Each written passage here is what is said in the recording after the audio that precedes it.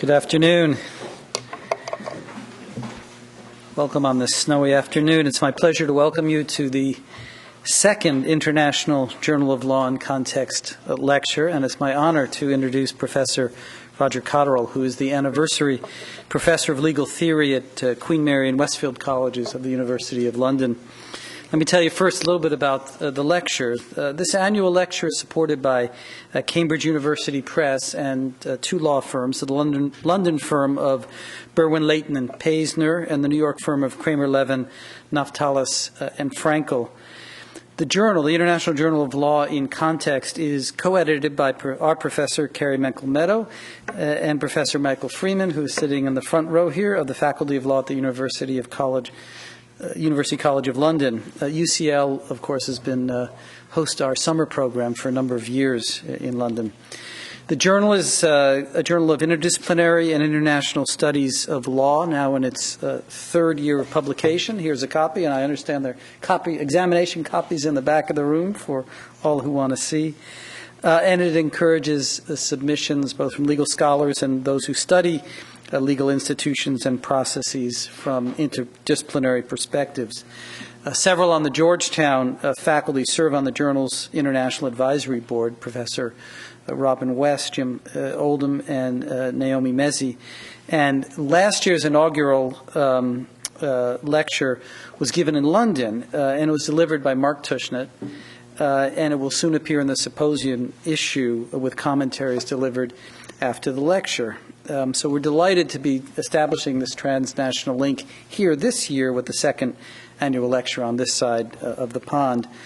And as was so in the UK last year, our program will have two parts. This afternoon, Professor Cotterrell will present his paper, followed by questions and then a reception. And tomorrow we'll have a noon-hour seminar with commentaries on the paper by Professors West, Mezzi, and Mikhail of our faculty, and Susan Hirsch from George Mason University. That'll take place in the faculty lounge in McDonough on the 5th floor. Lunch will be served. Students are welcome to attend as well. And now a few words about our distinguished lecturer.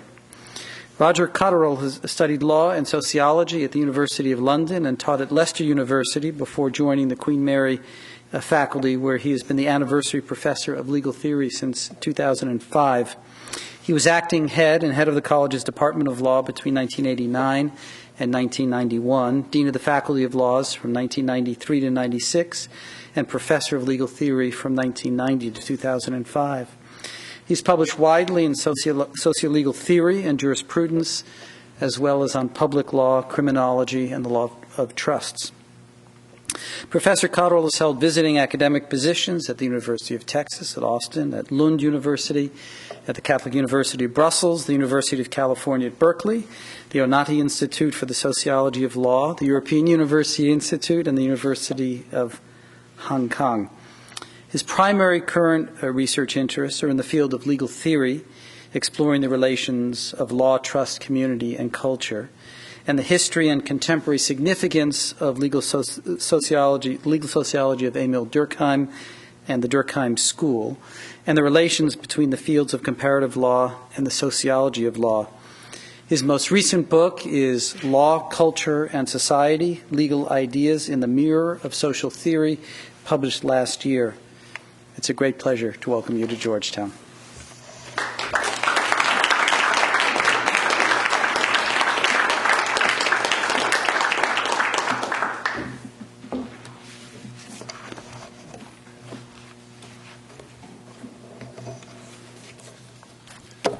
Well, Dean Alanikov, thank you for those very kind words. I'd like to thank obviously the International Journal of Law in Context for giving me the opportunity to speak here today, and its two co-editors, Professor Carrie Menkel-Meadow and Professor Michael Freeman, and of course Georgetown University Law Centre, which I'm very pleased to be here today. My title is The Struggle for Law. the main title, and that's the title is taken from a book, the English translation of a German title of a book by the once celebrated 19th century German legal philosopher Rudolf von Jhering. And just a few days ago, I discovered the motto of your law centre, your law school here: justice is the end, law is the means. And I thought, that's very interesting, because one of von Jhering's most important books, when it's translated into English, the title was Law as a Means to an End. I thought, that's a strange coincidence. Then Professor Menkel-Meadow told me that probably the motto of the law school did actually come from Jhering's influence here. So it all comes into a nice circle in that way. But von Jhering is known for two books, really, which are still significant, still read, though not perhaps read enough. One is Law is a Means to an End. The other is The Struggle for Law. And I took that title because of the way Jhering uses this idea in his book. The German title could also be translated as The Struggle Around Law, or The Battle for Rights. And essentially, what he was particularly interested in was the way that active citizens could use law to create a vibrant society through the assertion of their rights.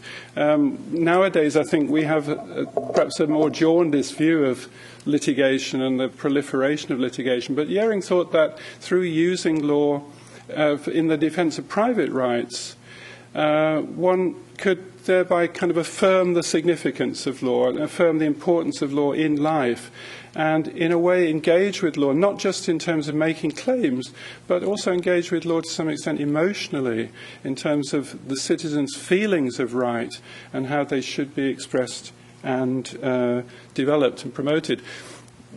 Something which is very significant for what I want to say tonight is that von Jhering assumed that this battle for rights, or struggle for law, only really makes sense in the context of a cultural unity, where people are asserting their rights within a common culture. So in that way, they're, in a sense, helping to build a culture and helping to express the culture through their assertion of rights.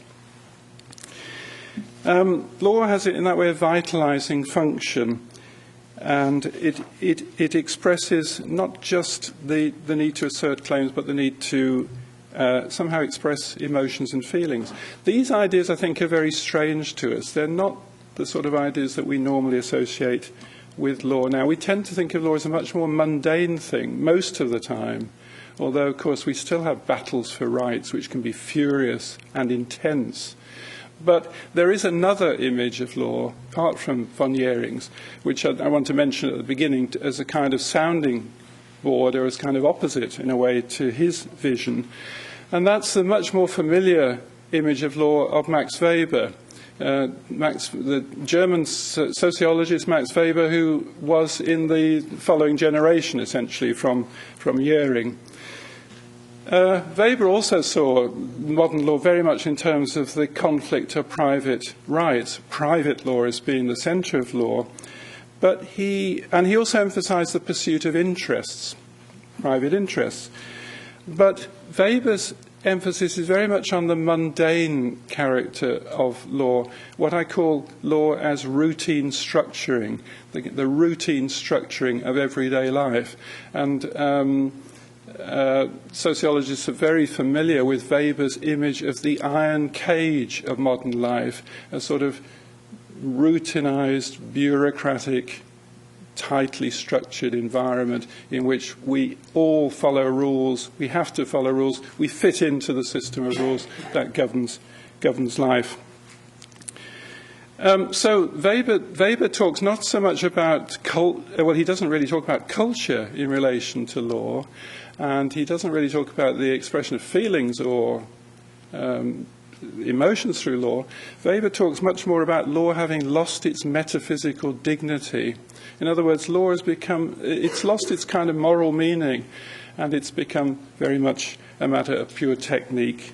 A technical means, Weber says, of compromise between conflicting interests.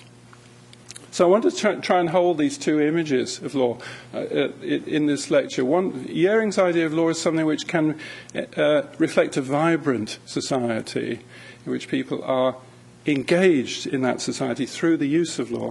The other image of law is something pretty boring on the whole, pretty technical and tedious, and simply governing our everyday, mundane existence. The context for talking about all that today is a context which is familiar to you here in the United States and familiar to me and my fellow nationals in Britain, the context of a multicultural society. Yering talks about our cultural unity. He uses this term several times. He also talks about our whole culture, and he presupposes a single culture in which people are living and asserting their rights. Can we still make that assumption today? Are we still talking about a single culture as the arena in which rights are expressed? Nowadays we talk a great deal about cultural pluralism, we talk about multiculturalism. And the question I want to ask in this lecture is what general challenges are posed for legal theory by multiculturalism in complex Western societies today? That's a huge question, of course. I'm not trying to give any kind of comprehensive answer. But what I want to ask is, should there be a change of direction in legal theory? Should there be a change of emphasis, a new set of priorities which operate in legal theory to recognize that we might not be able to talk confidently about our whole culture, or we might at least need to examine in more detail, with more care, what our whole culture means? Does legal theory need to alter its stances in order to take on board that kind of question? And in what follows, I'm going to emphasize two ideas, two concepts. One is the concept of community, and the other is the concept of communication, related ideas, clearly. The word community is often used, of course, in relation to multicultural societies, cultural communities and so on. But I want to use it in a somewhat different way, to think about community as social relations, patterned regular social relations that involve ties or bonds of mutual trust between people. They can be very different kinds of bonds. They can be based on economic relations. They can be based on emotional relations. They can be based on ties of common belief or values.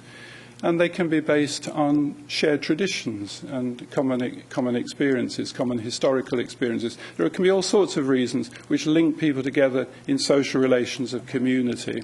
And I've argued in some of my earlier writings that community becomes a useful concept when we can relate it to these different kinds of social bonds which are possible based on very different premises.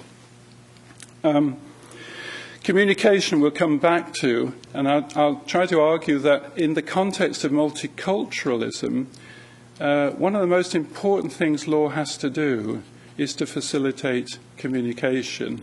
It has to communicate certain things itself. It has a responsibility, in a way, to communicate certain things. But also, it's in the business of trying to promote communication between people. That's one of the most important aspects of it. Sociologists and anthropologists, of course, talk about culture all the time. They're happy with the idea, and it's been endlessly analysed as a concept, especially by anthropologists and legal anthropologists as well. But in juristic scholarship, culture is a kind of newcomer. It's not really been talked about enough, and it's certainly not been analysed with enough care. In fact, many legal philosophers don't even mention the concept of culture.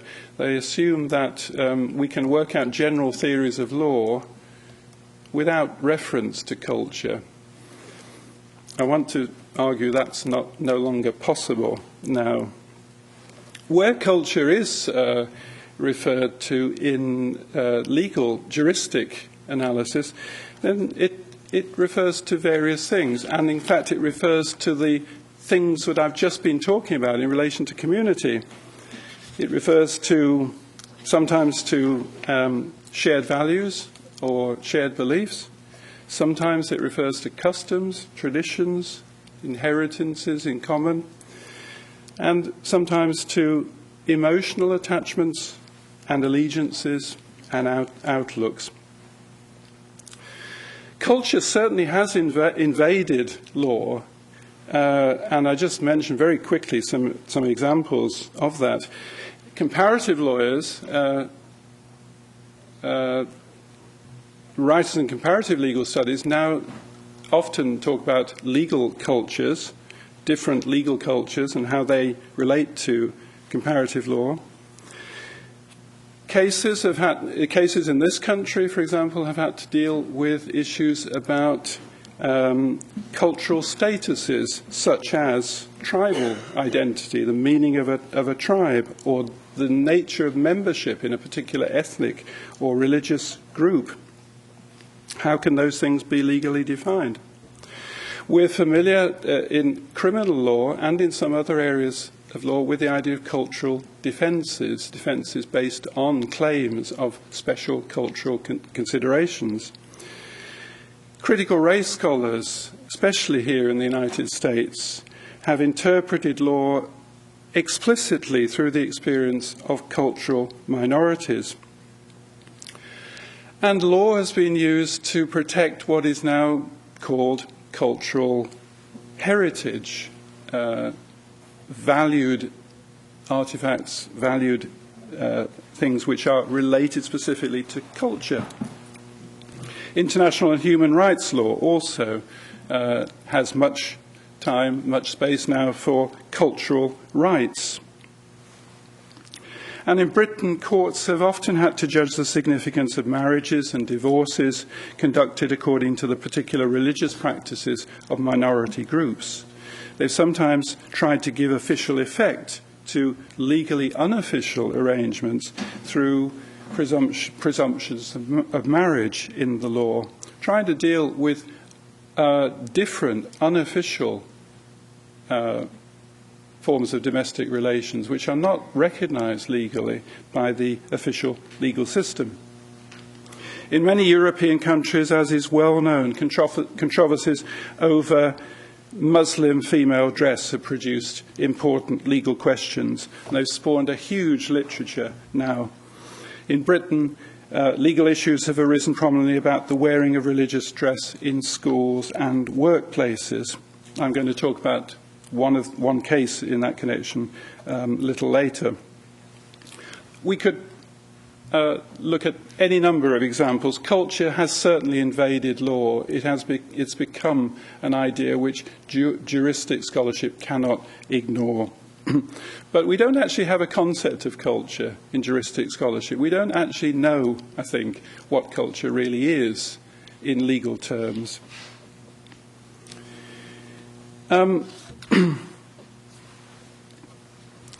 Why has it been so difficult to bring the concept of culture into juristic legal theory, the legal theory which is developed by jurists rather than, say, sociologists or anthropologists? The difficulty, I think, is largely the result of the very powerful influence of liberalism in juristic legal theory.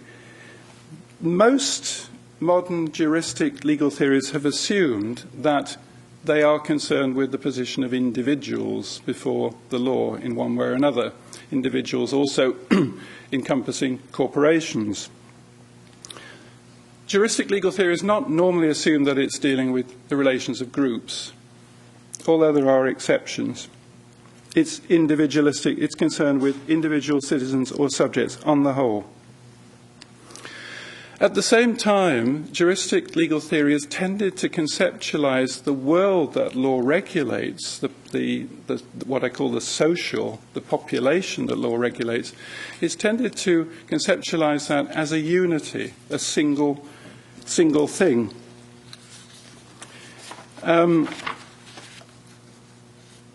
But for the moment, let's look a little more carefully at the images which legal theory, juristic legal theory, has offered of the social, the world it regulates. I'd argue that essentially there are two images that juristic legal theory offers. Most legal theories can relate to one or other of these images, and I call them on the one hand an image of imperium, and on the other hand the image of community or communitas. The image of imperium portrays society as a collectivity of individual subjects or citizens, united only by their common subjection to a superior power. So for Jeremy Bentham and John Austin, 19th century legal theorists, an independent political society is characterized by the habit of obedience of the bulk of the population, which is an undifferentiated mass for this purpose, to a single sovereign. The image of the social is the image of a relationship between sovereign and a mass of individual subjects, all treated as essentially equal before the law. For H.L.A. Hart, a society regulated by law is made up of citizens and officials whose relationships are fixed by the operation of social rules, of which the most important rules are legal. Citizens must obey at least primary rules of law, and officials must accept, from an internal point of view, the rules that make possible the operation of the legal system. So all social life is subject to the rule of law. But in both the theory of sovereignty and in Hart's model of rules as a model of law, the image of society is an image of legally undifferentiated individuals united by being subject to a hierarchical order, the authority either of a sovereign, personal body, or the rule structures of the legal order. So it's an image of vertically structured authority, vertically structured authority, and society held together by an authority structure which keeps all individuals in a position of equality in relation to each other in general. The other image of society is that of communitas, and this, it seems to me, underlies a great deal of American legal philosophy. It underlies, first of all, classical common law thought, but it's also very strongly present in the theories of law of writers such as Roscoe Pound and Lon Fuller, and most clearly, I think, now in the writings of Ronald Dworkin. So just a few words about Dworkin.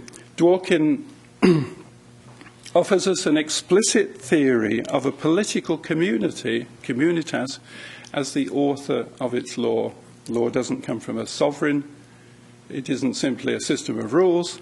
It's the expression of the values, standards of the political community. In Dworkin's view, this community consists of interacting, legally empowered, rights-possessing individuals. Law's roots are in a social group which is conceived as a unified entity whose values, beliefs, common interests, allegiances or traditions, we might say its culture, provide the foundations of law. The community, the political community, is seen theoretically as a single unified entity. So Dworkin tells us that every nation-state legal system has one political community that the law belongs to. The political community he explicitly identifies with the nation or the state.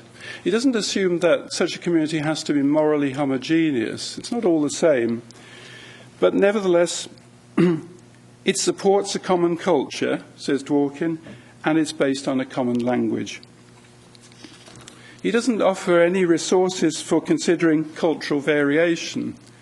Nothing is said here about the way that law might be affected, say, by having several languages within the political entity, within the political society. This isn't seen as theoretically relevant, but the image that Dworkin offers us is of a community which can talk amongst itself. Its members can talk to each other about the law, and they can work out the best law, the best meaning of the law through that conversation. I'm very interested in the idea of a conversation going on, but the big question, it seems to me, is who can talk to who, and what barriers are there in doing that?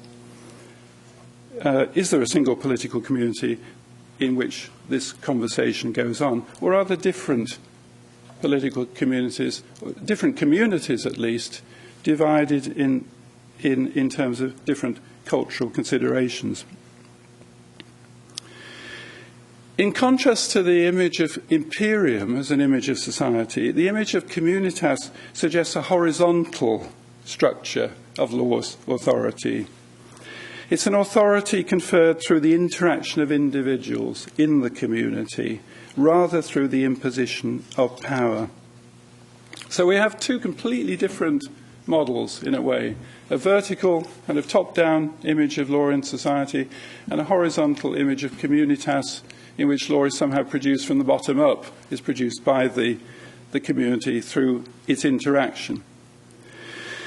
But the important thing is that both of these images, which I think that virtually all legal philosophy fits into one or other of these models and portrays society in one or other of these two ways. Both of them portray the social as unified, not as variegated. And both of them portray the social as made up of individuals, for the most part, not social groups. And I think that both of those characteristics are problematic when we come to think about some of the implications of multiculturalism. I want to argue that the theoretical state of affairs that juristic legal theory leaves us with at the moment is thoroughly unsatisfactory. It is incapable of addressing some of the most important issues that cultural diversity now presents to us. And I just try to mention fairly quickly some ways in which the cracks are beginning to appear in the edifice. Legal theory is beginning to somehow show really serious problems within itself because of the challenges that it faces. The first of these is the development of what I call the jurisprudence of difference, a kind of legal theory which is now very familiar to those who are involved in legal theory, a kind of legal theory which it bases itself not on the assumption of the unity of the social, but an assumption of the structured differentiation of it. The first legal theory to present this kind of image was Marxism. Marxist legal theory, as we all know, portrays the social not as unified, but as divided by social class. But we could say Marxist legal theory has had very little, if any, influence, really, on mainstream legal theory. It could be pushed aside. Feminist legal theory, however, is rather different. Feminist legal theory has had a big influence, emphasizing the significance of gender divisions and insisting that the very meaning of legal ideas becomes contested and destabilized in the face of feminist reinterpretations.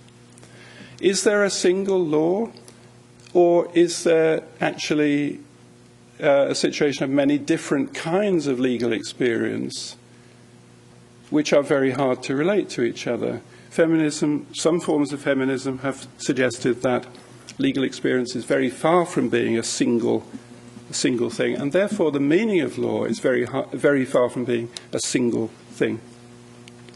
More recently, critical race theory and other minority jurisprudences have invaded legal philosophy, and the result has been the establishment of, I think, a jurisprudence of difference which builds its insights directly from claims about the differentiation of the social. putting them all together, what they suggest is that law can no longer be analysed as an object, but must be understood as a form of experience, a differentiated form of experience. When it was the case that legal scholars were more or less recruited from the same social networks and could be assumed to have the same outlook on society, more or less, then it was very easy to see the jurist as the subject observing law, and to see law as an objective thing which could be understood by jurists in the end, understood by all jurists in the same way eventually, as an object. But when juristic scholars are recruited from many different kinds of social networks, different ethnic groups, men and women, people from a whole range of backgrounds which perhaps previously had not been prominent in the law, then what we get is an image of many different forms of legal experience, many different forms of legal understanding, a jurisprudence of difference. It could be said that this has not had a huge influence so far on juristic legal theory as a whole. Maybe it's still possible to marginalise the jurisprudence of difference, and this does clearly happen. It's quarantined in distinct chapters of textbooks, or it's seen as addressing special constituencies, not people in general. The edifice of mainstream legal thought survives, but cracks are beginning to show. And so this is one indication of things happening, which I think is familiar to many people here. Secondly, a second indication that all is not well in mainstream legal theory is that, as I've already said, culture has invaded law in all sorts of ways. Cultural issues have to be dealt with in law. But the concept of culture remains unclear. It's still not, that we still don't have a juristic concept of culture. Culture has not become a legal concept. It has been represented by, I think, four entirely different things. Questions about shared values and beliefs, firstly. Secondly, questions about tradition, customs, including common language, environment, historical experience. These things are thought of as culture. Thirdly, culture is sometimes thought of as matters of emotional allegiance. Patriotism is something to do with this, or allegiance to one's cultural group, whatever that might be, one's ethnic group, and so on. Essentially emotional ties. And fourthly, something which is often forgotten about in thinking about culture, culture is also a matter of instrumental relationships. So, of course, we do talk about business culture, the culture of business networks. We do think of business networks as having a group existence, which is very important. Anthropologists talk about material culture when referring to levels of technological development. So we can relate culture in this fourth sense to economic relationships and the development of economic and technological relationships. But the important thing is that these are four different things. They don't necessarily have any relation to each other, but all of them are associated with culture in various ways in law. The big problem for legal theory is that law is already dealing with culture, but how can culture be made a concept within juristic legal theory?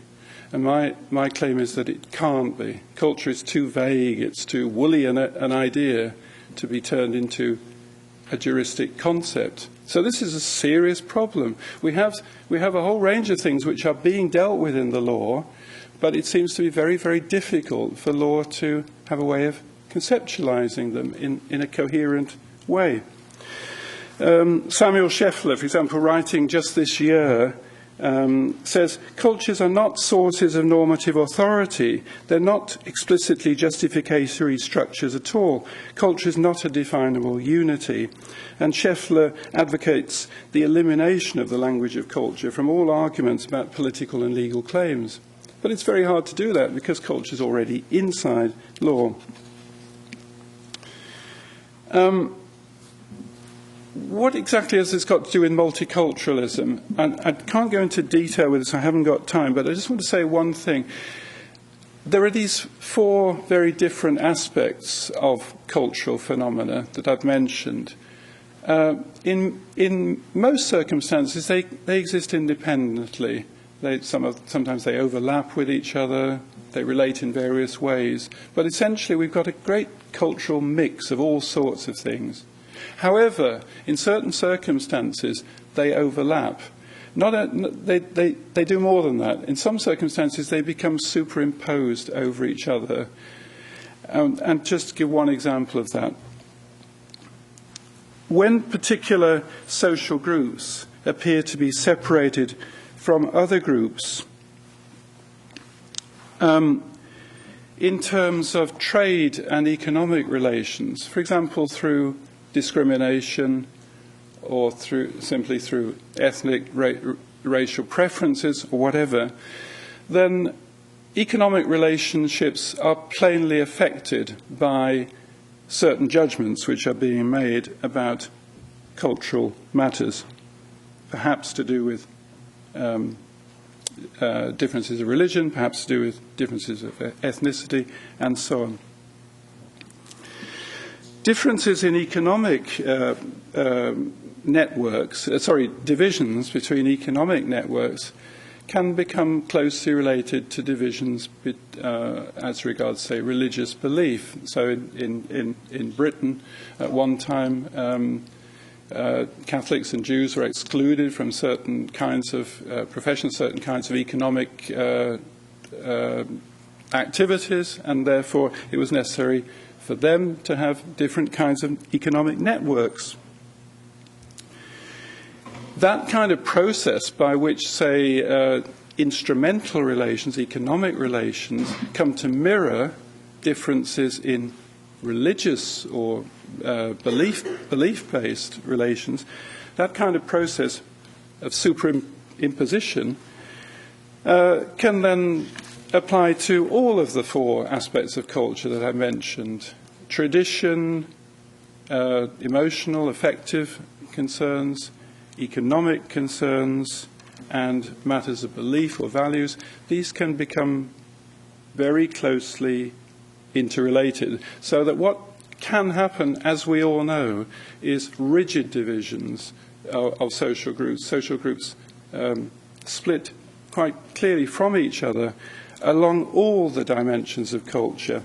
And this is clearly the situation in which culture almost becomes a single thing. All the elements of it somehow coalesce. It almost becomes a single thing. So we can then talk about different subcultures, different cultural groups. I think that legal theory's task in conditions of multiculturalism is not to develop a legal concept of culture, but to explore how far the regulation of social relations of community based on shared beliefs and values, or on aspects of tradition, or on affective and emotional relationships, or on instrumental economic relationships, how far those kinds of relationships pose fundamentally different technical problems for law. What in general are the technical problems of regulating those kinds of relationships? And then the most serious task in the end is to ask what would happen when those different kinds of relationships are superimposed on each other. How can legal theory deal with that? How can we deal with the issue that the social is no longer a single thing? The social has become fragmented. This is a sort of somewhat depressing line of thought. It suggests a lot of negatives. And I want to kind of move to a third issue, having dealt with the jurisprudence of difference and then the question of the concept of culture. A third issue, which is what can actually unify the social in the end? Despite all of these complexities of culture, what is it that can hold the social together? Brian Tamanaha has recently written a book about law as a means to an end, in which he started from Yering's ideas, which I started from. And Tamanaha does give an extremely depressing picture. He suggests that if there no longer is an idea of our whole culture, what we just have is a battle of rights and an unlimited free for all. I don't believe that necessarily is the situation.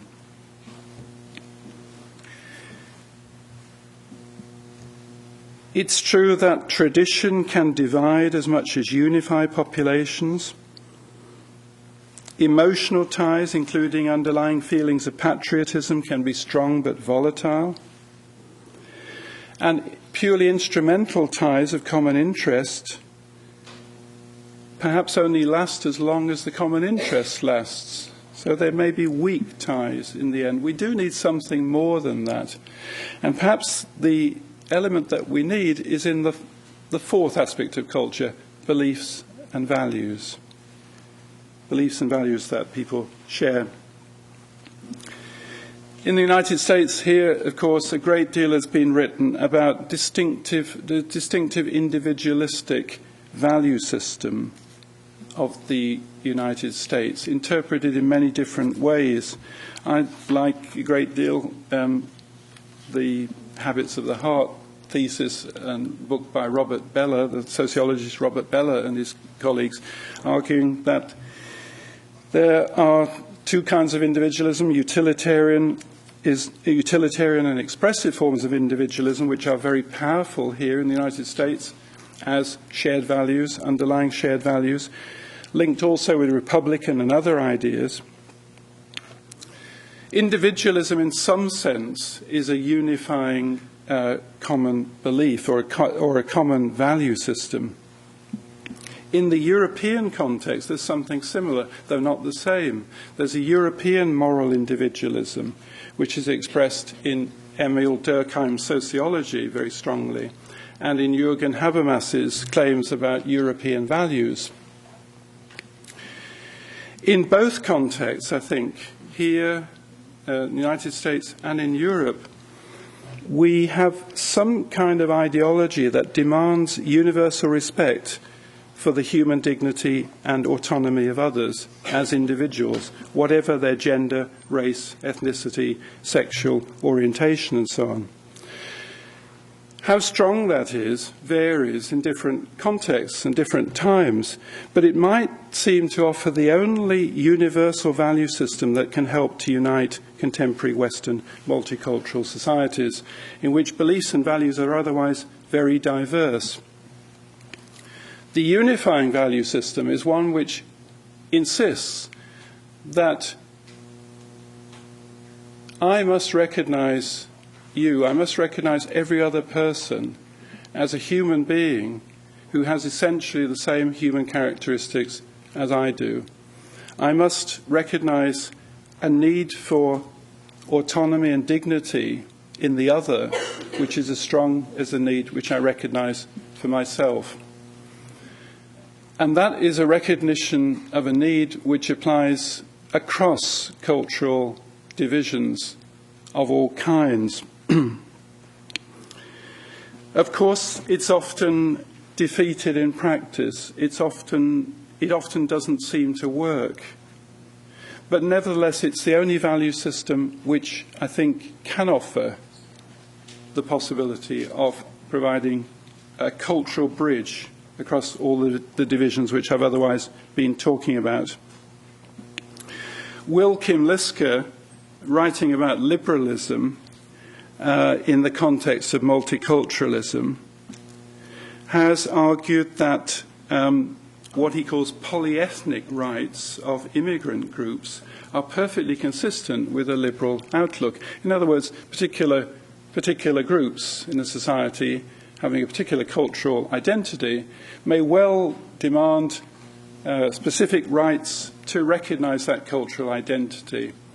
And Kim Liske sees nothing problematic about the recognition in law of those rights, as long as, in the end, they're compatible with liberal individualism, as long as individuals retain essential liberal freedoms in their cultural group, including the freedom to leave it. But I think there are two problems with that approach. One is that many claims of cultural difference challenge liberal principles, as we know.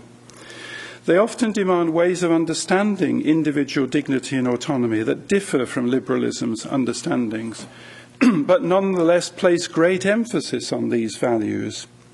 And they may see liberalism as to some extent inconsistent with the values of autonomy and individual dignity.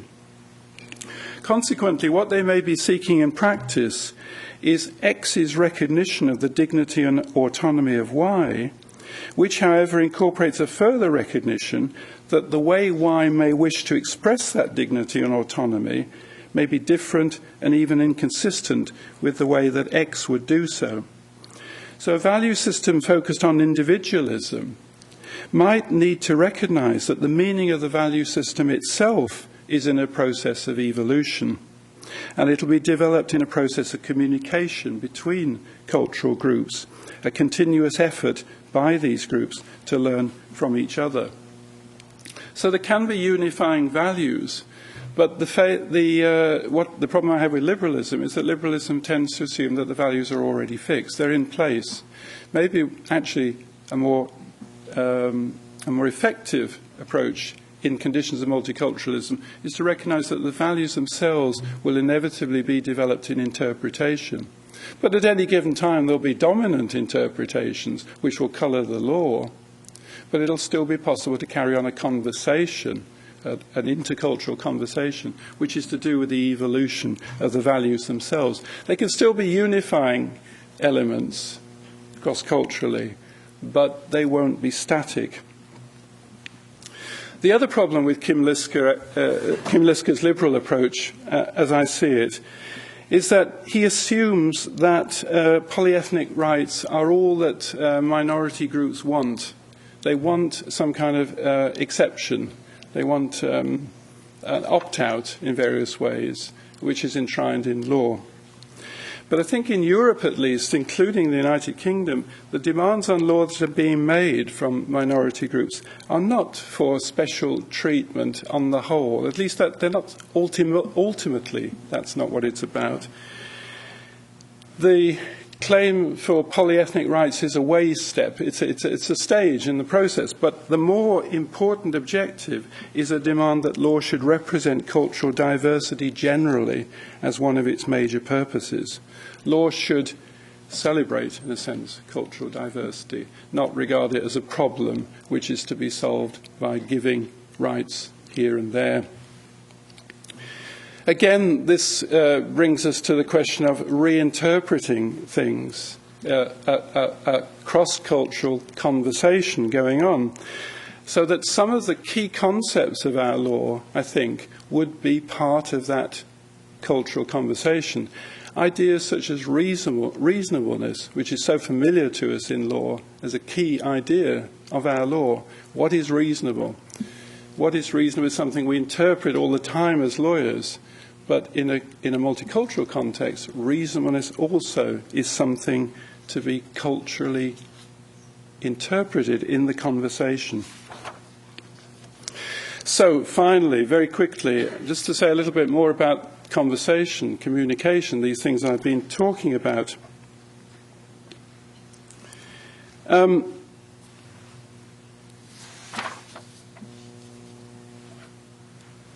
The Imperium image of society in legal theory, which I was talking about before, would suggest that the communication is top-down somehow.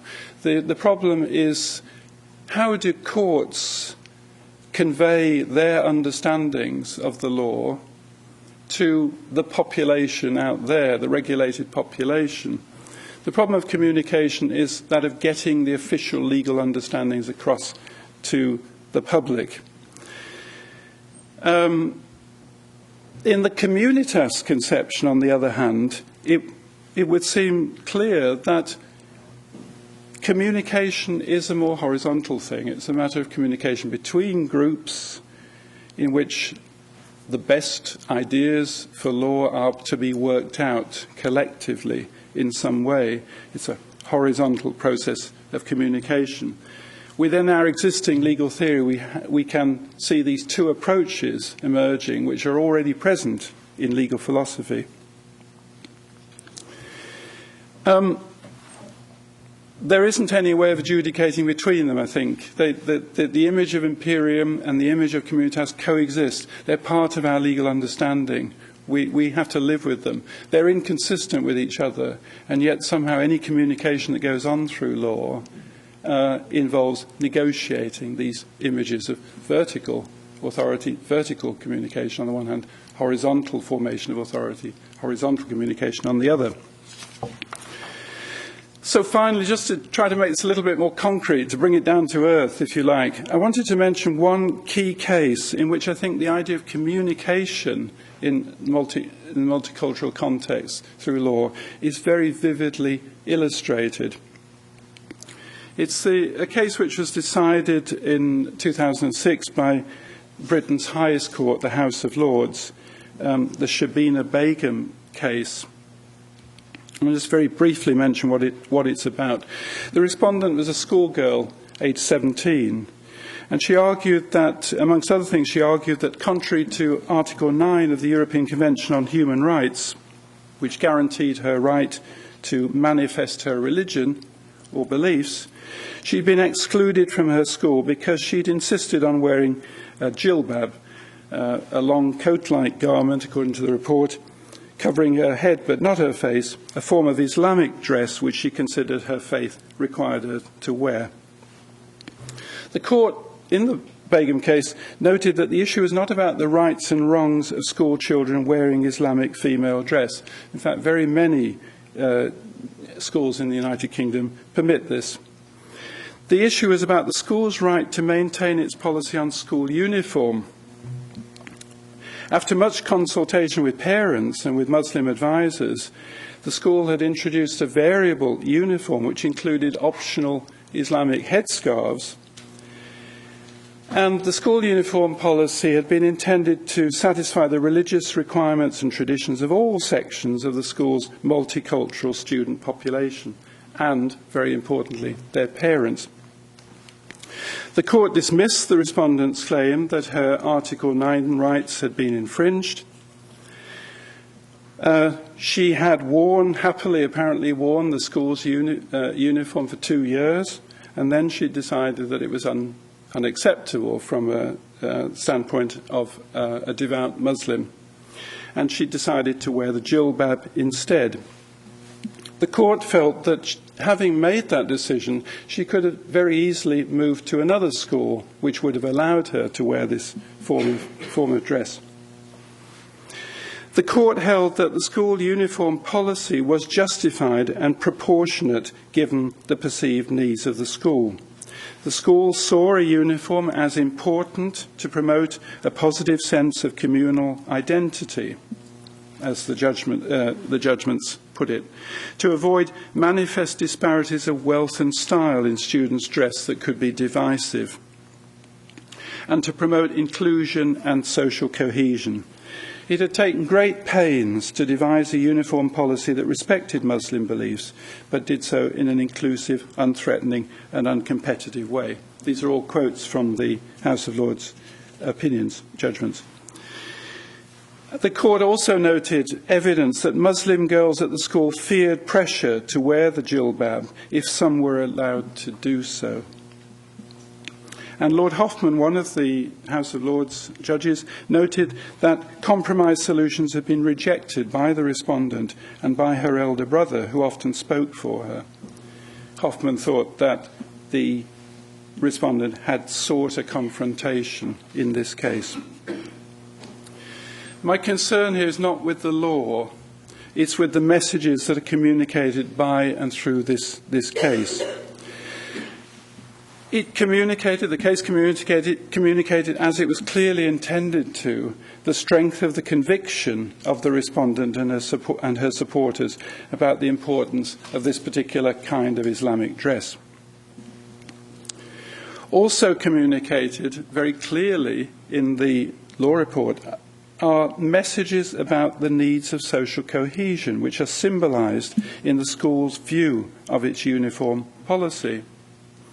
And one of the 5 judgments in the case, which is given not insignificantly, I think, by the sole female judge, quotes extensively from academic literature, including sociological literature, about the significance of the Islamic headscarf and other forms of female Islamic dress.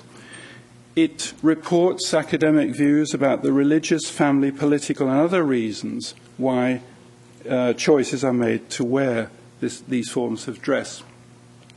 So important ideas are written into the judicial record, and they're not just legal ideas. A lot of them are historical, sociological, we might say cultural ideas, informing anyone who cares to read the judgments in the case about a lot of reasons and ideas that underlie the actions that have been taken in these circumstances. The communication here is emphatically not just about what's lawful or unlawful in United Kingdom law. It's also very much about the way problems should be addressed, the way problems like this should be addressed by, and the way these matters should be reasoned out. So the House of Lords, in a way, clearly approves the school's thoughtful approach to addressing multiculturalism, and by implication it contrasts that with what it sees as the hectoring or maybe aggressive approach of the respondent in this particular case. Also, one final point. To make the communication as effective as it can be, the court consistently downplays the school as an institution and emphasises who is being represented by the school and who is being represented by the school's uniform policy. It talks about the cohesion of the community, by which it means the cohesion of the multicultural society from which the school draws its pupils. The talk is in terms of individuals, so it's consistent with what I've been saying about existing traditional legal thought. The school's uniform policy is not portrayed as an abstract bureaucratic matter. It's portrayed as a symbol of the balancing of social relations of community in a multicultural environment.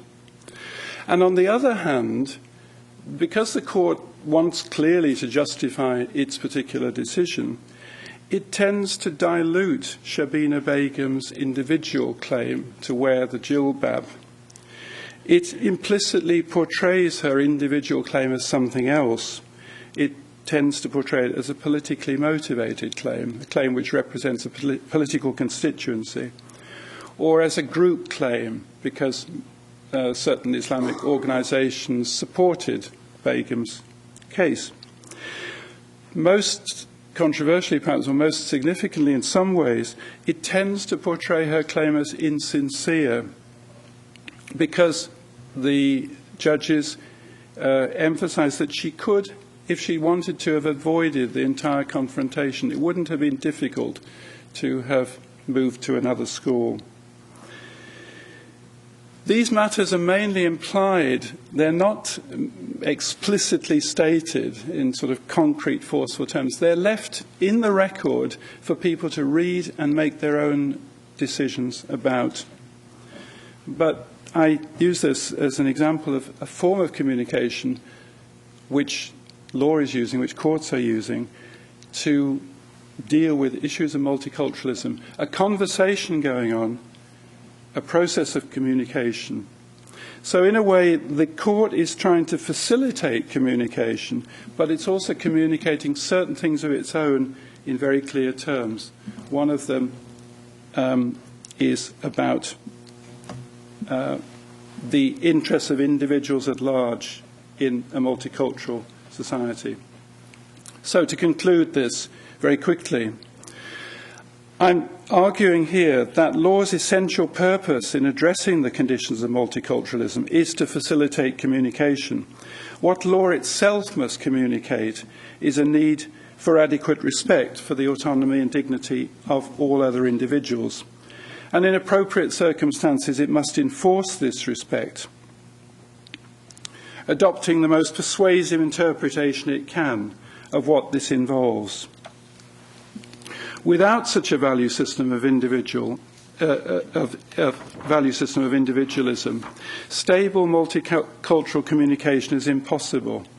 As von Euring saw a century ago, the struggle for law can be healthy if it's a struggle to make law living and vibrant, linking people morally and emotionally to culture. But this depends on the skill and the vision of those who develop, expound and apply law, and on the insistence that those who invoke law do so in a way that's consistent with values that mandate universal respect for others as individuals.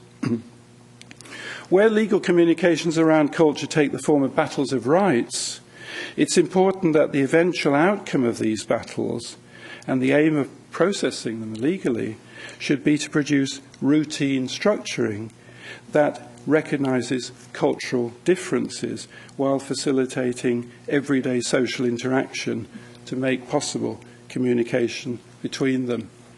Thank you.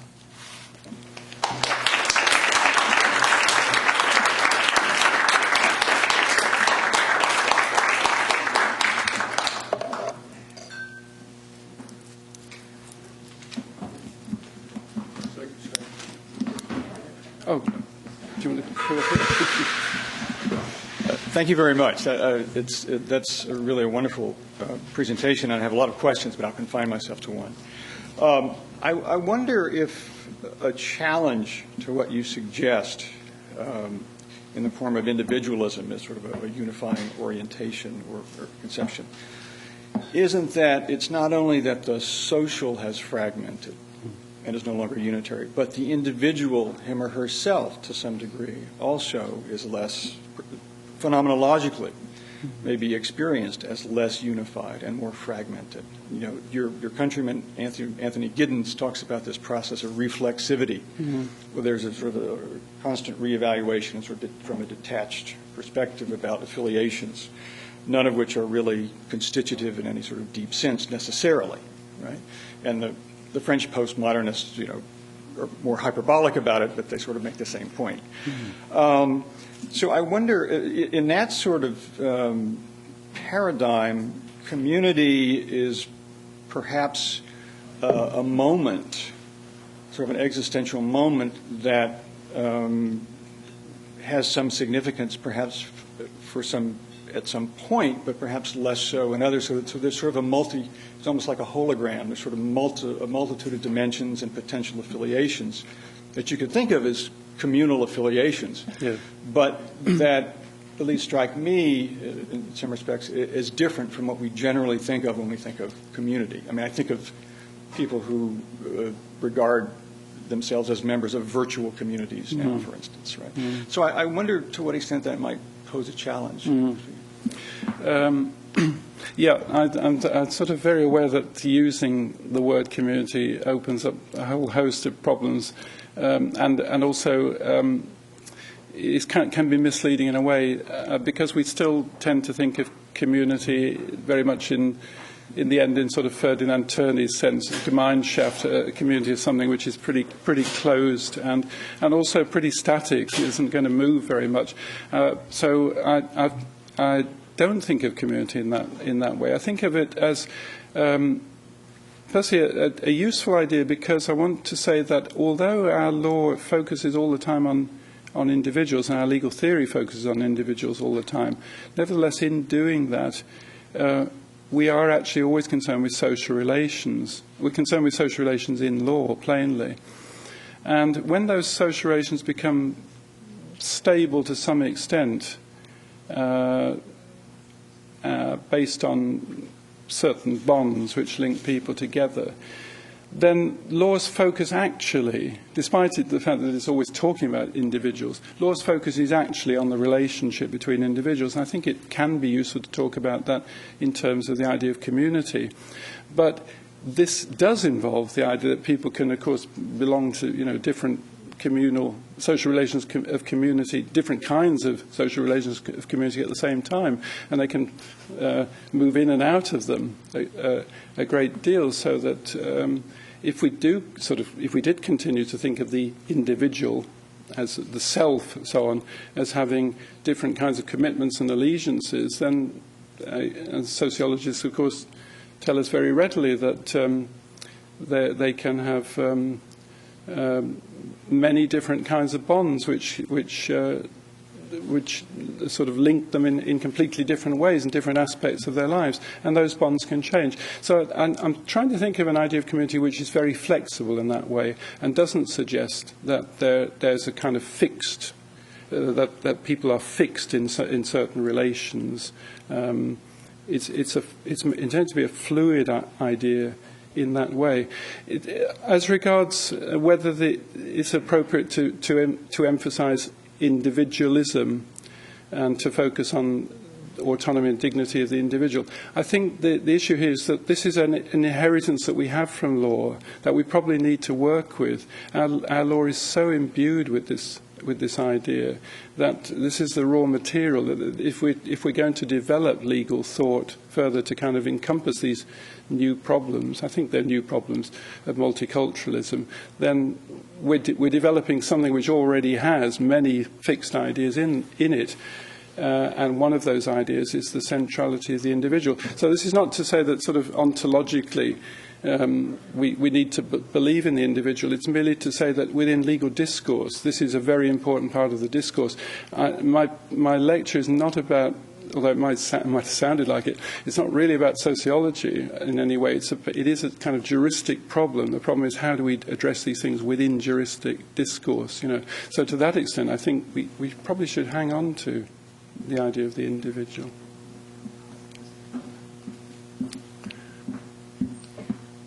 Thank you. So my question goes to the last part, and that is whether you wanted to say a few words about how the communication about law is itself cultural. It's no accident, I think, that you chose to speak of a House of Lords case, which we, sharing with you the legal tradition of the common law system, see cases elaborated with reasons and interpretation as one place where this communication can occur. So I would just ask you to talk about cultures other than our own Anglo-American multicultural legal systems. How might that conversation about the meaning of law and what it can do operate in other systems that don't have discourse and interpretations about law in the same way we do? It's outside the scope of the lecture in a way, because everything that I've taken in terms of legal traditions has been from the Anglo-American tradition. I think in a way we're very lucky. Although we have a lot of problems in our Anglo-American legal thought, we are lucky in that we have a kind of discursive tradition. We have an argumentative tradition. We have an ideology, if you like, of our law, which assumes that law is something to be talked about. Maybe it's a limited thing in a way, because it tends to assume that the only place to talk about law is actually in the courtroom. This is a serious problem for sure.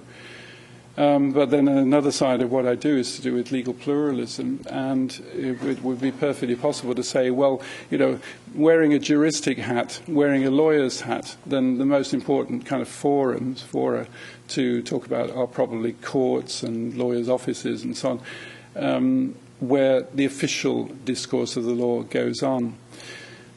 But if I was giving a different lecture and talking much more explicitly in legal pluralist terms, I could have talked about the way that, for example, in Britain, ideas of Islamic law are being developed completely outside the courtroom in discussion and in institutions, which are, in a way, working hard to kind of reconcile traditions which are the traditions of particular minority groups with the official legal system, to find ways of working with the official legal system, but at the same time not trampling on the cultural demands of minority groups. So we have, in Britain, we have something which one of my colleagues has labelled Angrezi Shariat, meaning English Sharia law, which you might find a disturbing idea, or you might find a very exciting, interesting idea. But what it refers to is a set of rules and practices which are being developed to reconcile many kind of Muslim practices with the official legal system. And what's interesting legally about them is that they are actually working, they are actually put into practice, and they're regulating important aspects of life in the realms of family law and property law to some extent. So, it's a very important point that. And what I'm talking about is limited in that way, and to take a single case like Shabina Begum is to focus things on the courtroom. It would have been possible to focus elsewhere. But I still think, the question of conversation and communication is the key thing. It's just that the conversations and communication can happen in many environments. It's the courts where the courts are the most prominent, obviously. Richard, yeah.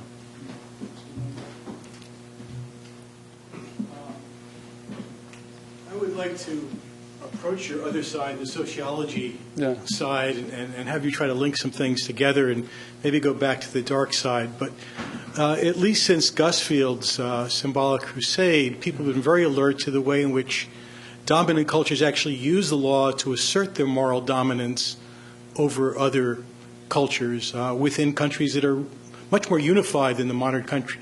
Yeah. And we have things like the abortion battle, which is a battle among cultures, the use of guns, et cetera, et cetera. That's one thing. Second difficult point becomes when things are genuinely cultural beliefs, but they are intolerable to dominant culture. Arguably, certain ways of controlling the sex life of girls and women in certain cultures is one of those that people in a culture like ours or Britons would find intolerable. Yeah. And then third, you have what looks to be cultural unity from the outside may not be from the inside. So in terms of your great case, which you gave us, they went to the leaders of the Muslim community as if there is one Muslim community. It may well be that this woman who was the plaintiff in this case is in a subdominant culture within Islam or converted to that, and her claim is every bit as much legitimacy if we're going to honor cultures as the accommodation that was made. So how will you go from this sociological reality to the jurisprudential side? How is there hope, indeed, for constructing a jurisprudence that could help us deal with this many layers of sociological complexity? Yeah, I haven't got an answer to that. It's a huge question, plainly.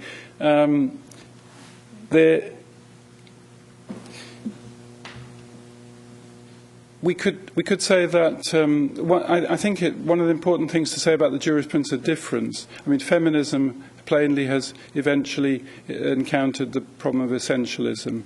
How do we categorise people in order to talk about them? We can't just sort of talk about men and women plainly. The experience of black women is different from the experience of white women, but even that's far too crude to say anything useful about. We need to keep on talking about diversity, and in the end, the whole thing implodes. It becomes impossible to categorise anything. So this is plainly a very familiar problem. But nevertheless, despite that, the issue still seems to me to be one about intercultural dialogue. That's just a term by a French colleague of mine who's saying something vaguely similar, but it's still about dialogue. But it's one that is it's kind of going to be incremental. It's going to be very slow progress in the law. I've already kind of ruled out a legal concept of culture. At the same time as doing that, that involves ruling out quite a lot of other potential legal concepts to do with culture, because they're too restrictive, they're too narrow, they tie us down too much. So the conversation, as Richard Rorty sort of told us, it's an unfinished, ongoing conversation about values or cultural ideas which the dominant culture will not accept. I firmly believe there are minority cultural practices or ideas which the dominant culture will not accept in Britain and should not accept in Britain. And this is why part of my lecture is about emphasising this value system of individualism. Of course, you could say that's very vague. It needs a lot of pinning down. But nevertheless, there's something important there. One of the things that's important there is that autonomy and dignity do actually mean something. We might argue a great deal about many aspects of applying those ideas, but there is something very important there. And when, for example, women, Muslim or Hindu women try to escape forced marriages rather than arranged marriages, forced marriages in Britain, and don't manage to, and perhaps end up being killed in this ridiculous term which we have, honour killings. This is a form of minority cultural practice which is absolutely counter to what I think is the only the only universal value system which can operate to unify a multicultural society. So certain things are very clearly ruled out, but other things are not, or other things are matters of interpretation. And I talked about forced marriages there, and I distinguish them from arranged marriages because I'm not really quite sure what I think about arranged marriages, at least in the United Kingdom. There are certain circumstances where the family culture is such that it really seems very obvious to talk things out, to get the advice of older people, to sort of willingly listen to the advice of older people, and maybe in the end to be led to a decision relying on that advice. Now, this is not. There is a difficult line plainly between being forced and agreeing to something which is arranged, but maybe there is a line there. It may be that, in a way, the autonomy and the dignity of the individual is something which is not quite what liberalism typically defines it as. Maybe it's something which is a little bit more negotiated and which is, in a way, a little bit more communal, you might say. It's still focusing on the individual, but within a communal setting. And I find that personally, I find it very difficult to sort of pin down where that, what to think about it. And I think the reason I find it difficult is because it's a moving target. It's something which is still being negotiated, still being talked about, in a way. But the answer to your question is certain things are very clearly ruled out, and anything which involves violence or anything which is ruled out. Also, the dominant culture plainly has very clear views about individual autonomy and freedom, and it will be hard to shift those. Maybe they shouldn't be shifted, but the conversation can go on, and I think it's open to minority cultures to try to shift those understandings. So a lot of it's to do with negotiation, but some of it is not a matter of negotiation. Some of it is a matter of very clear prohibitions. Thank you so much.